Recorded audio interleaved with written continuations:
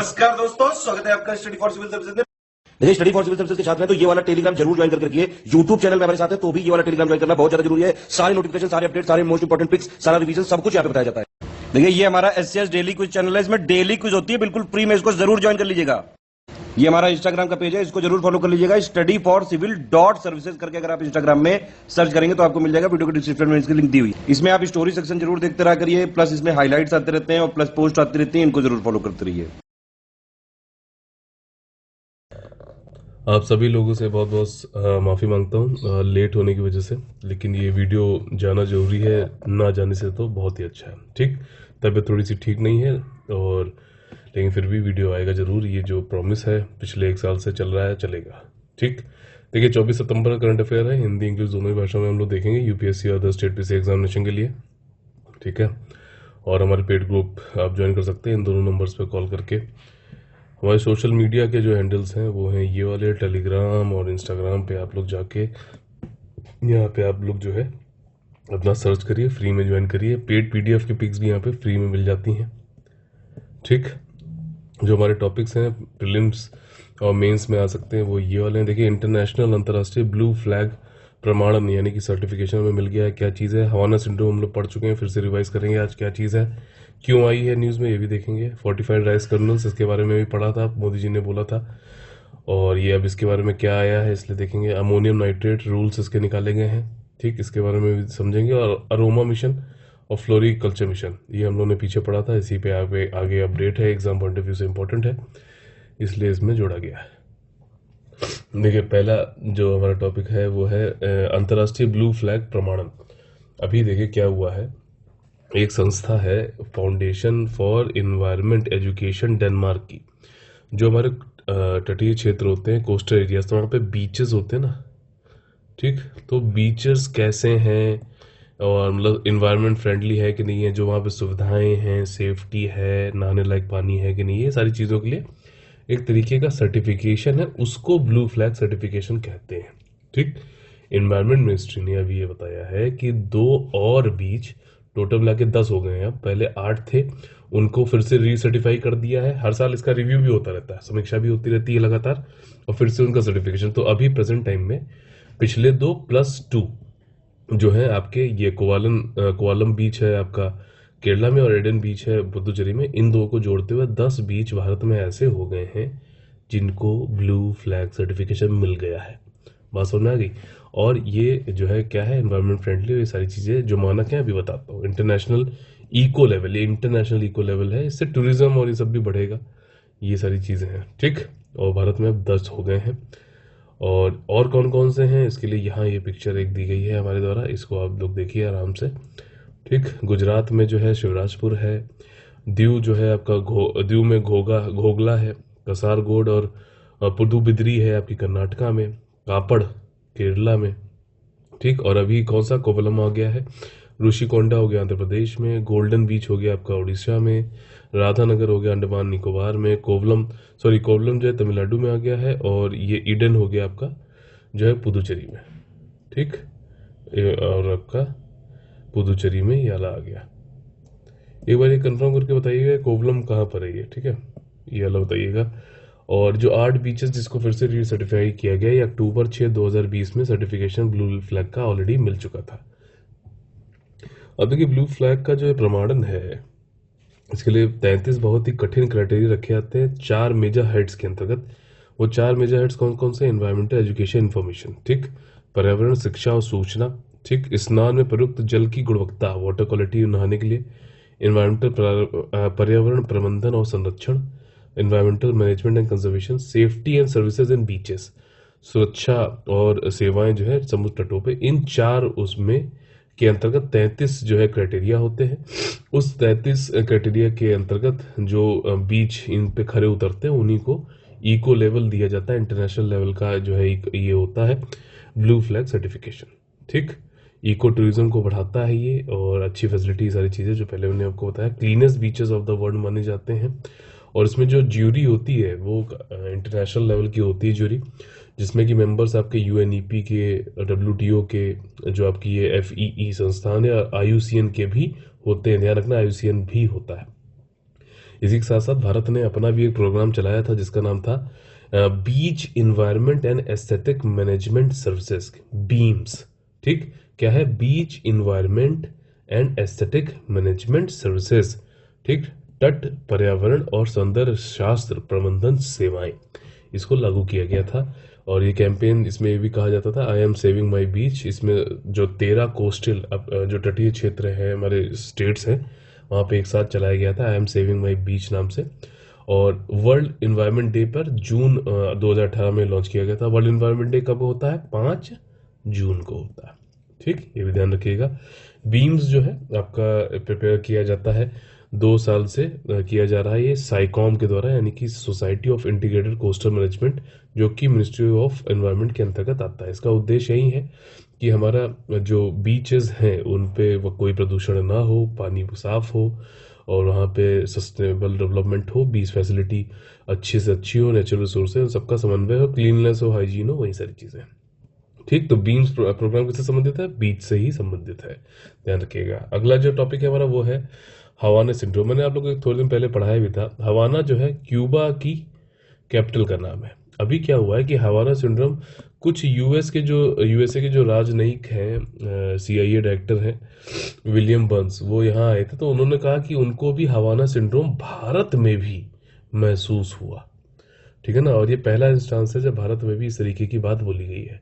अब देखिए, क्यूबा में 2006 में शायद, जहाँ तक है, जब यूएसए ने अपना फिर से खोला, एम्बेसी खोली वहाँ पे, तो वहाँ पे ये कहा जाता है कि लोगों को जो भी डिप्लोमेट्स वहाँ पे रुकते थे, तो उनको कुछ अजीब अजीब सी आवाज़ें सुनाई देती थी, नौशिया रहता था, पेट खराब हो जाता था, डिजीनेस रहती थी, अजीब अजीब सी जो है चीज़ें दिखती थी। ठीक, तो इसका कई सारे कारण बताए गए। उन्होंने कहा गया कि क्यूबा क्योंकि ये देखना चाहता है कि इन लोग को परेशान करने के लिए या फिर स्पाइंग ना हो पाए, तो कुछ ये कहा जाता है कि साइंटिफिकली कि रेडियो फ्रीक्वेंसी का यूज़ करते हुए ऐसी कुछ गन्स है उनके पास जिसके जरिए उनको जो है ये इनके ऊपर डालते हैं, यूएसए के जो डिप्लोमेट्स हैं उनके ऊपर। ठीक, अभी इंडिया में जो आया उसमें तो कहा गया है कि भैया इंडिया यूएसए के इतने अच्छे रिश्ते हैं, तो ऐसा तो नहीं होना चाहिए, तो और ऐसा है भी नहीं भारत पास, और अगर होगा तो वो बताएगा नहीं। खैर, एक बार अगर ये बात सामने आती है तो थोड़े रिश्ते तो जो है वो हो जाते हैं खराब, तो लेकिन फिर भी देखा जाएगा। मैं बता था क्यूबा में ऐसी चीज़ देखी गई थी, फिर उसके बाद क्यूबा ही नहीं, चाइना में भी ये चीज़ देखी गई, फिर तजाकिस्तान, कई जगह यूएसए के जहाँ जहाँ भी डिप्लोमेट थे उनको यहाँ पे देखा गया कि इस तरीके की जो है नौशिया और सारी चीज़ें होती थी।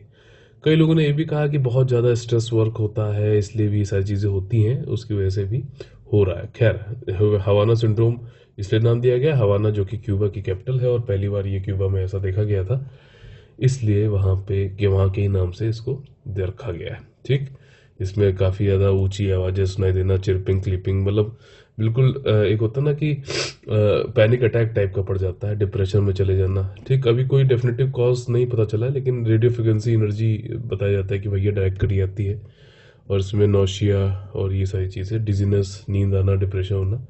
चाइना में भी 2016 में, सॉरी, जब क्यूबा में ओपन किया था इसने, यूएसए ने अपना एम्बेसी, तब हुआ था। 2018 में चाइना में भी देखने को मिला, और जो है वो मतलब बताया गया। और इससे पहले टास्केंट उज़्बेकिस्तान 2017 में, इससे पहले रशिया में, Poland, Georgia, Taiwan, Colombia, Kyrgyzstan, Uzbekistan, Austria में भी ये चीज़ें देखने को मिली हैं। कौन यहाँ पे ये कर रहा है कुछ पता नहीं, ऐसा कोई वेपन है तो नहीं, अगर होगा भी तो नहीं बताया जाएगा। और अगर ऐसा हो रहा है तो अभी तो इंडिया और यूएसए के काफ़ी अच्छे रिश्ते हैं, अगर भौगोलिक राजनीति इस समय देखी जाए पूरी दुनिया की जियोपॉलिटिक्स, तो उसके हिसाब से तो। लेकिन फिर भी अगर ऐसी बातें सामने आती हैं थोड़े बहुत, तो रिश्ते जो है थोड़े खराब, मतलब एक संशय की स्थिति बनती है। अगला जो हमारा टॉपिक है वो है फोर्टिफाइड राइस कर्नल। ठीक है, अब देखो पीछे मोदी जी ने जो है ये कहा था कि हम जितने भी राइस गवर्नमेंट के द्वारा दिया जाता है, वितरण किया जाता है सार्वजनिक वितरण सिस्टम के प्रणाली के अंतर्गत, उन सब में हम फोर्टिफाइड राइस देंगे। ठीक, फोर्टिफाइड फूड फोर्टिफिकेशन, मैंने आप लोगों को बताया था 2 तरीके की फोर्टिफिकेशन होती है। फूड फोर्टिफिकेशन, जब जैसे चावल आपने जो है निकाल लिया, ठीक, अपना उगा लिया, उसके बाद चावल को जब आपने उसमें कुछ मिनरल्स और विटामिन्स जोड़े और उसको ज़्यादा न्यूट्रिशियस बना दिया विदाउट हार्मिंग, ठीक है ना, जिसको खाने से हार्म ना पहुंचे, तो जो है वो फोर्टिफिकेशन कहा जाता है। अगर इसको हम कहते हैं बायो फोर्टिफिकेशन, तो चावल को उगाते समय ही उसकी सीड में और वो उग के ही उसमें न्यूट्रिशियस अगर उगे तो उसको बायो फोर्टिफिकेशन कहते हैं। तो अब यहाँ पर जब मोदी जी ने कहा था कि हम अपनी जो सार्वजनिक वितरण प्रणाली है, पीडीएस है, पब्लिक डिस्ट्रीब्यूशन सिस्टम है, तो उसमें हम जो है जो भी राइस देंगे वो फोर्टिफाइड देंगे। जैसे कि आयोडीन हम लोग मिला के देते हैं अपने सॉल्ट में, आयोडीन नमक खाते हैं ना, वैसे ही। तो अब यहाँ पर जो है आपका एक यूनिफॉर्म पैरामीटर्स निकाले गए हैं केंद्र के द्वारा कि राइस फोर्टिफिकेशन जो किया जाना है उसमें एक समान सार्वभौमिक रूप से जो है सेम पैरामीटर्स होने चाहिए फोर्टिफाइड राइस कर्नल्स के फॉर ग्रेड ए और कॉमन राइस के अंतर्गत। ठीक, ये किसने निकाला है? मिनिस्ट्री ऑफ कंज्यूमर अफेयर्स के अंतर्गत एक डिपार्टमेंट है, department of food and public distribution, उसने निकाला है। और ये पहली बार ऐसा है कि यूनिफॉर्म स्पेसिफिकेशन दिए गए हैं फोर्टिफाइड राइस कर्नल्स के फॉर ग्रेड ए और कॉमन राइस के लिए। इसमें इन्होंने कहा है कि जो फोर्टिफाइड राइस स्टॉक होंगे उसमें 1% ऑफ FRK जो होगा, ठीक है, फोर्टिफाइड राइस कर्नल्स जो होंगे वो वेट पर वेट वाली बात हो रही है, उसको ब्लेंड किया जाएगा नॉर्मल राइस स्टॉक में। मतलब जो है आपका इसके 1 किलो के उसमें वेट में कुछ जो है एक सेम सामान जो है वेट का ये मिला दिया जाएगा अंदर। ठीक है, और इसमें यह है कि यूनिफॉर्म स्पेसिफिकेशन है, सेंट्रल पूल प्रोक्योरमेंट किस तरीके से होना है खारिफ मार्केटिंग सीजन में 2020-21 में, उसमें ये चीज़ें इसी तरीके की स्टैंडर्ड प्राइस प्रैक्टिस जो है स्पेसिफिकेशन की होती है पैडी, राइस, अदर ज्वार, बाजरा, मेज में।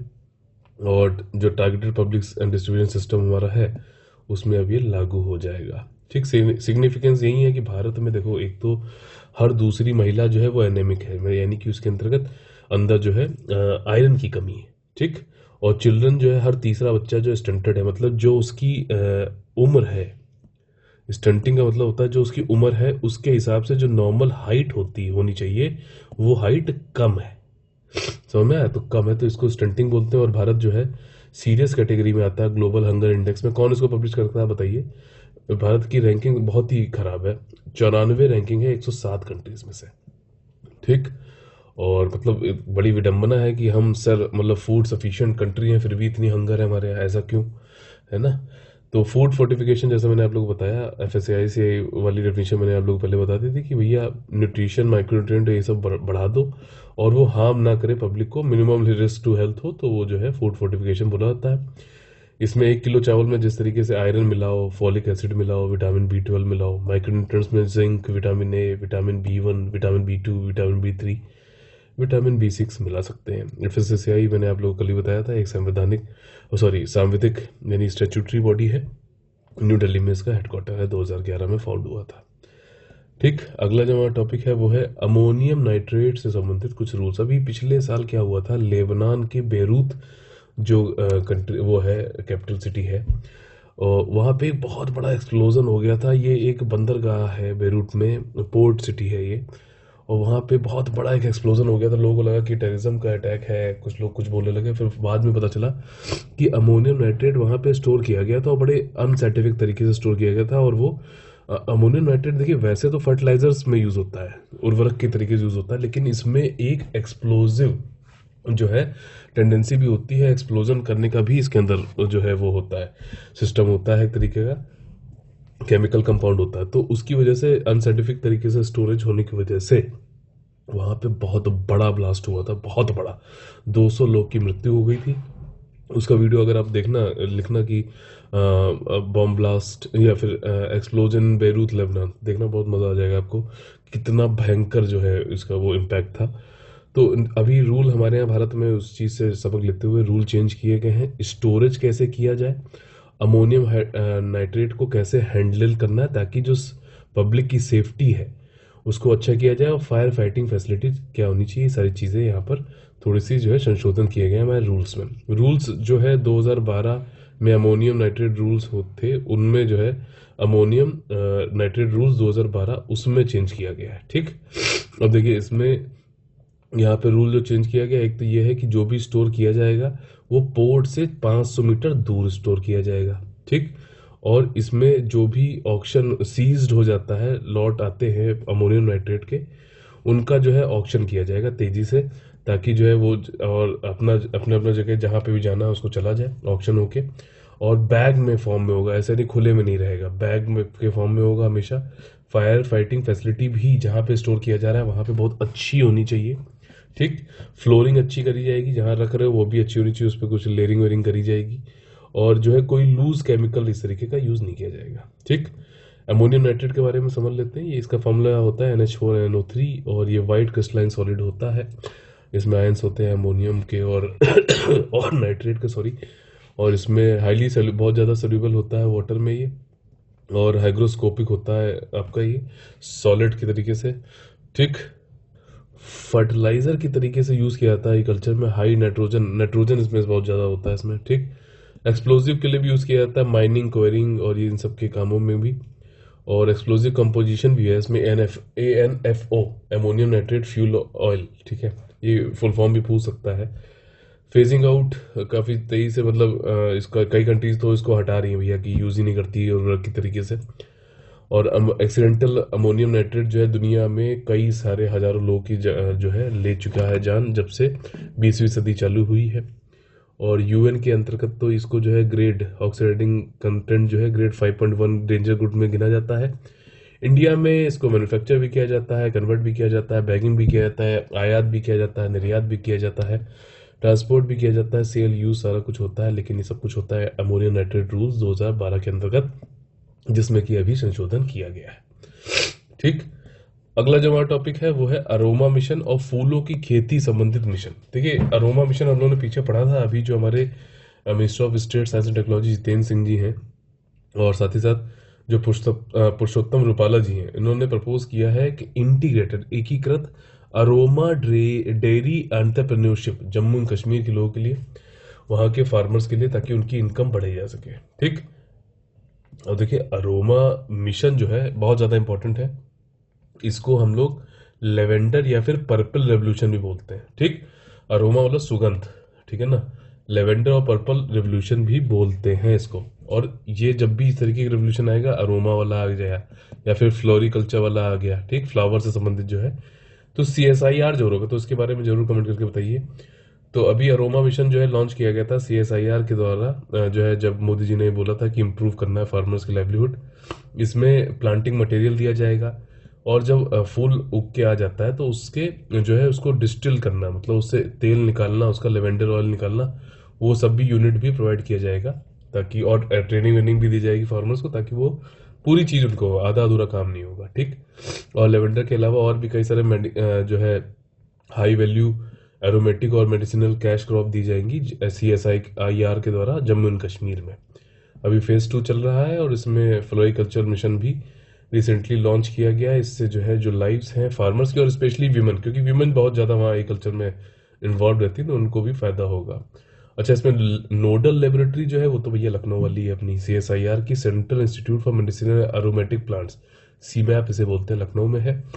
और पार्टिसिपेटिंग और भी जो लेबोरेटरीज हैं हमारी, वो है CSIR की institute of Himalayan bio resource technology Palampur, ठीक, IHBT, और CSIR Indian institute of integrative medicine Jammu, ठीक। यहाँ ये मतलब और भी लेबोरेटरीज हैं। फ्लोरिकल्चर मिशन के बारे में देखें तो जो उस समय के जो हमारे हेल्थ मिनिस्टर थे, CSIR फ्लोरिकल्चर मिशन इन्होंने लॉन्च किया था मार्च में।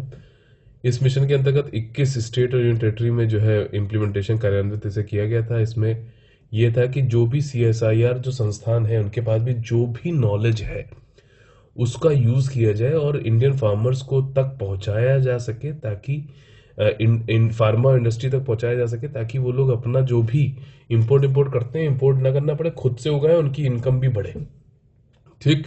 और आत्मनिर्भर भारत के अंतर्गत इसको भी जोड़ा जा सकता है इनडायरेक्टली। और फ्लोरिकल्चर मिशन जो होता है ये एम ये करता है कि कमर्शियल फ्लोरल क्रॉप जो है, सीजनल एनुअल क्रॉप जो है, आपका कल्टीवेशन फ्लावर क्रॉप्स होनी चाहिए, हनी बी रेयरिंग और वाइल्ड ऑर्नामेंट, ये सारी चीज़ें इसके अंतर्गत हो, ठीक। हनी बी रेयरिंग भी आ रहा है इसके अंदर। क्यों, कैसे, जैसे मान लीजिए जब हनी जो शहद है, कई लोग कहते हैं कि हमको सूरजमुखी वाले फूलों का हनी चाहिए, कई लोग दूसरे फूलों का बताते हैं, ठीक। और अलग अलग उसकी पोषण तत्व भी अलग अलग होते हैं न्यूट्रिशन हनी के, ठीक। वो फ्लावर के ऊपर डिपेंड करता है ना कि वो जो है मधुमक्खी कौन से रस किस फूल का रस चूस रही है, उस हिसाब से ये चीज़ है, ठीक। पॉपुलर जो फ्लोरिकल्चर वाली क्रॉप्स हैं उनका नाम ध्यान से सुन लीजिए, ठीक।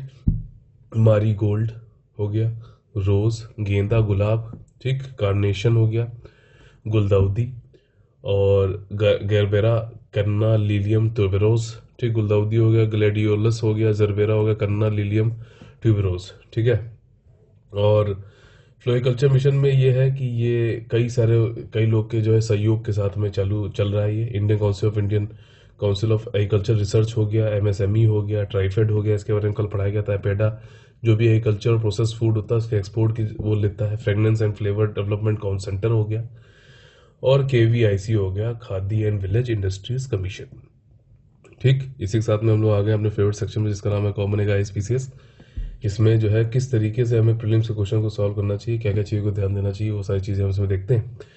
देखिए, जो सस्टेनेबल डेवलपमेंट प्रोग्राम है उसके प्रोग्रेस अवार्ड अभी दिया गया। कौन कौन से कथन गलत हैं ये पूछा गया आप लोगों से। तो देखिए, पहला स्टेटमेंट कह रहा है कि सस्टेनेबल डेवलपमेंट सोल्यूशन नेटवर्क जो SDSN है उसने प्राइम मिनिस्टर ऑफ अमेरिका, भाई अमेरिका के ये प्राइम मिनिस्टर तो है ही नहीं, तो अगर आपको वैसे भी नहीं पता है तो ये प्रेसिडेंट होना चाहिए यहाँ पे, तो इनको दिया गया है SDG प्रोग्रेस अवार्ड। तो ये पहला स्टेटमेंट गलत हो गया। तो पहला स्टेटमेंट गलत हो गया तो इसका मतलब गलत ही पूछा गया है। तो इसमें A और B हो सकता है, C और D नहीं हो सकता, ठीक समझ में गया। इन दो में से ऑप्शन में से एक है। SDSN को सेटअप किया गया था 2014 में, तो ये क्या सही है कि गलत है बताइए, ठीक। और 9th एनुअल इंटरनेशनल कॉन्फ्रेंस अभी सस्टेनेबल डेवलपमेंट का हुआ था 20 सितंबर को। तो देखिए यहाँ पे अगर आपको मान लीजिए डाउट भी रहता है और आपको ये अलग क्वेश्चन जरूर अटेम्प्ट करने हैं जिसमें से आपको पता है कि दो में से कोई एक आंसर है, तो इसमें देखिए तीसरा स्टेटमेंट भी गलत है। 2012 में इसको सेटअप किया गया था, और अभी ये शेख हसीना जी जो है आपकी प्राइम मिनिस्टर बांग्लादेश की, उनको दिया गया है SDG प्रोग्रेस अवार्ड। और ये SDSN जो है इसको सेटअप किया था 2012 में। ये स्ट्रेटजिस्ट थे, इकोनॉमिस्ट और development strategist professor Jeffrey D सैक्स, उनके द्वारा उनको, और UN जनरल सेक्रेटरी के अंतर्गत।